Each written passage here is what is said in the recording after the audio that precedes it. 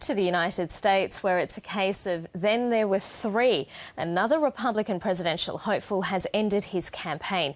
Rick Santorum has pulled out of the race for his party's White House nomination. Now that leaves the frontrunner Mitt Romney, Newt Gingrich and Libertarian candidate Ron Paul. Mr Santorum says while his campaign is over, the Republican fight certainly isn't. I walked out after the Iowa caucus victory and said, game on. I know a lot of folks are going to write, maybe those even at the White House, game over. But this game is long way from over. We are going to continue to go out there and fight to make sure that we defeat President Barack Obama, that we win the House back, and that we take the United States Senate. Well, for more on this, our North America correspondent Jane Cowan joins us now from Washington. Good morning, Jane. Why has Rick Santorum pulled out of the race? Well, essentially it's a recognition really of the political reality he was facing, but there is some discussion here, Karina, of how much of this timing was about the family pressures he's been facing. He was actually supposed to be fronting a campaign event in Gettysburg, Pennsylvania today. That's his home state, but it turned into this news conference announcing that he was quitting. He came out surrounded by his family as usual, and the speech he gave was really vintage Santorum. He spoke from the heart. It was very emotional. He spent most of his speech talking about his daughter Bella, who has a rare genetic condition that's caused her to be hospitalised in recent days for the second time during the campaign. And he talked about his campaign as having been one that really spoke up for people like her who are usually overlooked, how he's been strong on family values. He also used this speech to really cast his campaign as one that had been unexpectedly successful. Remember, he virtually came from nowhere, and he actually described his campaign today as improbable as any race you'll ever see for president, but one where he had watched miracle after miracle unfold as he then went on to win 11 states, and he's described it as having been a love affair for him with America. This announcement today has been somewhat unexpected. Even his aides, Karina, had been saying that he would go on at least until his home state of Pennsylvania voted, and that wasn't to happen until the end of this month. But now let's have a listen to Rick Santorum bowing out gracefully.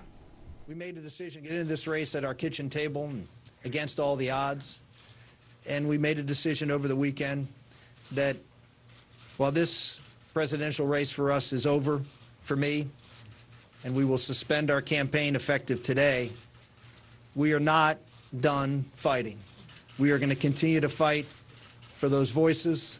We're going to continue to fight for the Americans who stood up and gave us that air under our wings that allowed us to accomplish things that no political expert would have ever expected. So, Jane, what does this mean for the Republican nomination race? Does that mean it's Mitt Romney's? It is. I mean, this essentially hands it to Mitt Romney. Ron Paul and Newt Gingrich are still in the race, but all the primaries remaining now will be essentially a matter of going through the motions. What's perhaps most interesting is what wasn't in Rick Santorum's speech today. There was no nod to Mitt Romney as the nominee now.